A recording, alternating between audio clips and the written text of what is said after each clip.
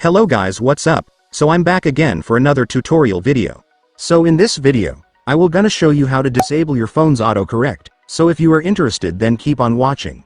But before all that, if you are new to my channel consider to like and subscribe for more videos like this, and also, you can comment down below if you have something that you want me to make a tutorial about. So without further ado, let's start the tutorial. So to disable your phone's autocorrect, it's actually pretty easy.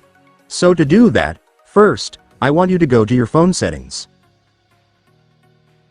And after opening your settings, scroll down until you find the additional settings option. Once you've found it, just go and tap it. And once you're on your additional settings, next, I want you to go to languages and input. And then tap manage keyboards. And then right here, I want you to select Gboard because this is the default keyboard of our phone. So this is where we can turn off the auto correction. And after that, you will now be directed to the Gboard settings. So here in Gboard settings, you will now be able to see the text correction option, which is where you can disable your phone's autocorrect, so just go and tap it.